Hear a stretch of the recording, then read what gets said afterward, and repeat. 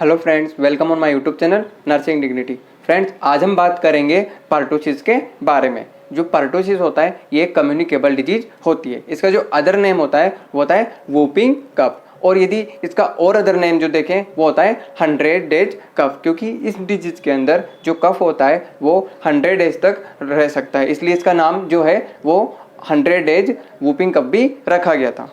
इसकी डेफिनेशन की हम बात करते हैं। जो वूपिंग कफ होता है एक बैक्टीरियल इन्फेक्शन होता है जो बोर्डेटेला पर्टुसिस वायरस बैक्टीरिया के कारण होता है, यानी एक ऐसा इन्फेक्शन जो बोर्डेटेला पर्टुसिस के कारण होता है और जो अफेक्ट करता है रेस्पिरेटरी ट्रैक्ट को।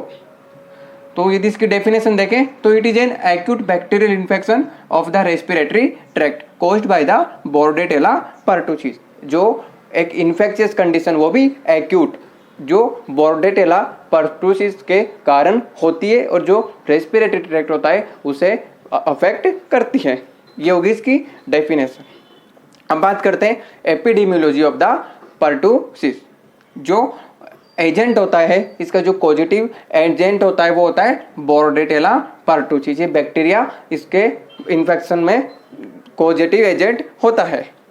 इसके होस्ट की बात करते हैं, इसके ससेप्टेबल होस्ट की बात करते हैं कि एक पर्सन जिसके अंदर ये ज़्यादा होने के चांसेस होते हैं।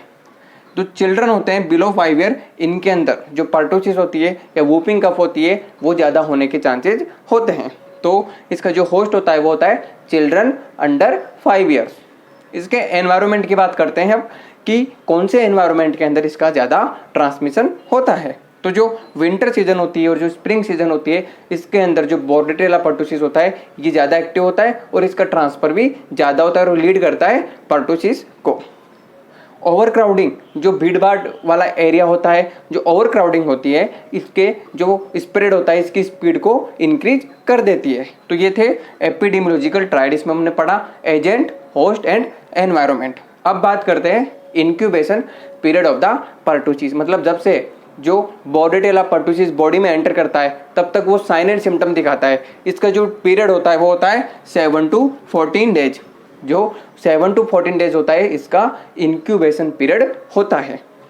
इसके मोड ऑफ ट्रांसमिशन की बात करते हैं कि जो पर्टुसिस है इसका जो ट्रांसमिट होने का जो तरीका है 1 पर्सन टू अनदर पर्सन वो क्या होता है। तो जो ये ट्रांसमिट होता है थ्रू द ड्रॉपलेट न्यूक्लियाई, जो भी रेस्पिरेटरी ड्रॉपलेट्स होती है उनके थ्रू ये ट्रांसमिट होता है 1 पर्सन टू अनदर पर्सन।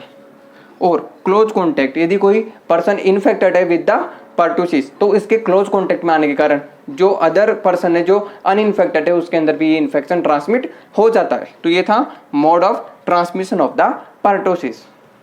अब बात करते हैं clinical features of the pertussis. जो पर्टुसिस है इसके क्या क्या क्लिनिकल फीचर्स होते हैं, क्या क्या साइन एंड सिम्टम्स होते हैं।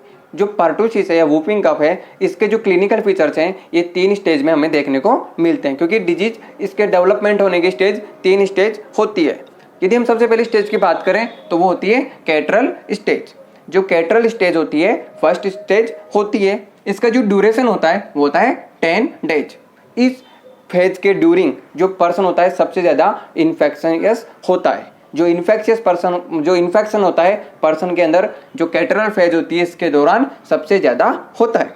इसके अंदर हमें कुछ साइन एंड सिम्टम देखने को मिलते हैं, like fever, coryza and sneezing. Coryza का मतलब होता है जो नेजल म्यूकोजा होती है इसका इन्फ्लामेशन हो जाता है जिसके कारण रनी नोज देखने को मिलता है, और जो नेजल डिस्चार्ज है वो भी देखने को मिलते हैं, और जो पेशेंट है उसे स्नीजिंग होती है। तो ये थी catarrhal phase of the pertussis, जो इसकी ड्यूरेशन होती है 10 डेज और मोस्ट इन्फेक्शियस स्टेज होती है। अब बात करते हैं सेकेंड स्टेज, जिसका नाम है proximal stage of the pertussis. इस स्टेज की जो ड्यूरेशन होती है वो होती है 2 to 3 वीक्स। 2 to 3 वीक्स तक ये स्टेज रहती है। इसके अंदर जो क्लिनिकल सिम्टम्स हमें देखने को मिलते हैं उनमें है कफिंग स्टार्ट हो जाती है, और जो कफिंग होती है वो बहुत ज़्यादा होती है और जो सीवियर कफिंग भी हो सकती है। और यदि कफिंग होगी तो पेशेंट का जो फेस है वो भी रेड हो जाएगा। तो कफिंग के साथ साथ में हमें रेड फेस भी देखने को मिलता है। इसके साथ में ही वूपिंग साउंड ड्यूरिंग इनहेलेशन, जब पेशेंट जो गैसेज होती है इनहेल करता है उस टाइम पे हमें वूपिंग साउंड सुनाई देते हैं। और यदि कफिंग हो रही है, वूपिंग साउंड सुनाई दे रहे हैं, रेड फेस हो रहा है, मतलब उसके अंदर प्रॉपर गैस एक्सचेंज नहीं हो पा रहा है, उसकी जो रेस्पिरेशन है वो भी इम्पेयर हो जाता है। इसके कारण जो पेशेंट है उसमें साइनोसिस भी देखने को मिलता है। तो ये थी second stage, proximal stage of the pertussis, जिसकी ड्यूरेशन होती है 2 to 3 वीक्स। अब बात करते हैं convergent stage of the pertussis. जो पर्टुसिस है इसकी जो कन्वर्जेंट स्टेज होती है इसकी ड्यूरेशन होती है 1 to 2 वीक। इस स्टेज को रिकवरी स्टेज के नाम से भी जानते हैं। इस स्टेज के अंदर जो भी साइन एंड सिम्टम है इनसे पेशेंट रिकवर हो जाता है और रिकवर होने में पेशेंट को टाइम लगता है 1 to 2 वीक का। तो ये था clinical features of the pertussis. First stage is the catarrhal stage जिसकी ड्यूरेशन होती है 10 days. Second is the proximal stage of the pertussis जिसकी ड्यूरेशन होती है 2 to 3 weeks and third one is convergent stage of the pertussis जिसकी duration होती है 1 to 2 week. ये थे clinical features of the pertussis. अब बात करते हैं diagnostic evaluation of the pertussis. जो पर्टुसिस है इसे हम कैसे डायग्नोज कर सकते हैं? पहली तो हम जो पेशेंट है उसकी क्लिनिकल हिस्ट्री के थ्रू उसे डायग्नोज कर सकते हैं। इसके बाद में हम जो बॉर्डेटेला पर्टुसिस का जो पॉजिटिव एजेंट है इसे आइडेंटिफाई करने के लिए जो नेजोफेरिंजियल स्वैब होता है वो स्पेसिमेन लेते हैं और इसकी जो एग्जामिनेशन किया जाता है, क्लिनिकल एग्जामिनेशन, माइक्रोस्कोपिक एग्जामिनेशन करने के बाद में हम इसे फाइंड आउट कर सकते हैं।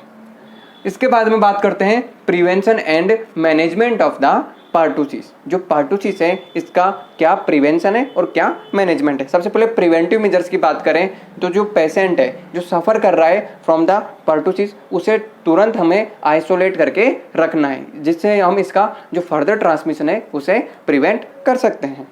Second one is early diagnosis. जब हम इसके क्लिनिकल फीचर्स की बात कर रहे थे तो इसकी जो स्टेजेस थी यदि हम उसे अर्ली स्टेज में डायग्नोस कर लेंगे, इसे फर्स्ट स्टेज में ही डायग्नोस कर लेंगे तो हम इसका जो इन्फेक्शन है इसे आगे बढ़ने से आराम से रोक सकते हैं। इसके बाद में जो इम्यूनाइजेशन है इसका सबसे मेन प्रिवेंटिव मेजर्स है। यदि हम पेशेंट को इम्यूनाइज कर देंगे DPT की वैक्सीन के थ्रू तो जो पेशेंट है उसके अंदर जो पर्टुसिस है वो डेवलप नहीं होता है। जो इम्यूनाइजेशन होता है इसमें पहले जो यूज में ली जाती थी वो DPT वैक्सीन यूज में ली जाती थी। अब प्रेजेंट टाइम में इसको अपग्रेड करके इसका पेंटावेलेंट वैक्सीन यूज में ली जा रही है। DPT के अंदर डिप्थीरिया, पर्टुसिस और टिटनस के वैक्सीन दी थी, लेकिन जो पेंटावेलेंट है इसके अंदर DPT के साथ में हेपेटाइटिस बी और हीमोफिलस इन्फ्लुएंजा की वैक्सीन भी ऐड कर दी, इसलिए इसका नाम पड़ा पेंटावेलेंट वैक्सीन। आपको ये याद रखना है। अब भी जो यूज में ली जाती है वो पेंटावेलेंट वैक्सीन यूज में ली जाती है। इसके अंदर DPT यानी डिप्थीरिया, पर्टुसिस, टिटनस के साथ में हेपेटाइटिस बी और हीमोफिलस इन्फ्लुएंजा भी इंक्लूड है। इसकी जो डोज होती है 0.5 ml होती है जो हम इंट्रामस्कुलर देते हैं और ये कब दी जाती है? ड्यूरिंग 6th, 10th और 14th week of the immunisation. जब हम इम्यूनाइजेशन चार्ट में देखते हैं कि जो लाइफ बर्थ होता है उसका जो एज होती है 6th, 10th और 14th वीक के अंदर इसे एडमिनिस्टर की जाती है। इसकी जो बूस्टर डोज है वो दी जाती है 18 to 24 मंथ के अंदर। जो DPT होती है, पेंटावेलेंट वैक्सीन होती है, इसकी जो बूस्टर डोज होती है वो 18 to 24 मंथ के अंदर एडमिनिस्टर की जाती है। ये थे preventive measures of the pertussis जिनके थ्रू हम पर्टुसिस से प्रिवेंट कर सकते हैं। अब बात करते हैं इसके ट्रीटमेंट की कि जो पेशेंट है जो सफ़र कर रहा है पर्टुसिस उसका क्या ट्रीटमेंट होगा। सबसे पहले हम देंगे एंटीबायोटिक्स, क्योंकि हमने पढ़ा एक बैक्टीरियल इन्फेक्शन है तो जो एंटीबायोटिक्स होती है इसमें फर्स्ट लाइन ड्रग्स होती है। एंटीबायोटिक्स में भी जो इरिथ्रोमाइसिन होती है इसकी ड्रग ऑफ चॉइस होती है। आपको ये याद रखना है, जो इरिथ्रोमाइसिन होती है ये जो मम्स होता है इसकी ड्रग ऑफ चॉइस होती है। इरिथ्रोमाइसिन हम पेशेंट को एडमिनिस्टर करते हैं। कितनी डोज करेंगे? 30 to 50 mg पर kg बॉडी वेट पेशेंट को एडमिनिस्टर की जाती है। सेकंड एंटीपायरेटिक्स, क्योंकि इसमें फीवर भी आ रहा था तो हम एंटीपायरेटिक मेडिसिन भी यूज करते हैं लाइक एसिटामिनोफेन। एंटीस्पाज्मोडिक, क्योंकि जो पेशेंट है वो कफिंग कर रहा है इसके कारण जो उसकी ब्रोंका है वो स्पाज्म हो गई है तो उस स्पाज्म को सही करने के लिए हम एंटीस्पाज्मोटिक ड्रग्स देते हैं। O2 थेरेपी, क्योंकि पेशेंट के अंदर साइनोसिस डेवलप हो चुका है तो जो साइनोसिस है इसे सही करने के लिए हम ऑक्सीजन थेरेपी पेशेंट को देते हैं। इसके बाद में जो पेशेंट है उसको कंप्लीट बेड रेस्ट प्रोवाइड करवाना है। और यदि हम ये सभी मेजर्स यूज में करते हैं, ये ट्रीटमेंट यूज में करते हैं तो जो पेशेंट है वो इजीली रिकवर हो सकता है। तो ये था आज का हमारा टॉपिक पर्टुसिस या वूपिंग कफ या 100 डेज कफ। इसी के साथ आज का हमारा वीडियो कंप्लीट होता है। यदि आपको हमारा वीडियो अच्छा लगा तो वीडियो को लाइक कीजिएगा। आपके कोई भी सजेशन है कमेंट बॉक्स में सजेस्ट कीजिएगा। हमसे जुड़े रहने के लिए चैनल को सब्सक्राइब कीजिएगा। Thank you.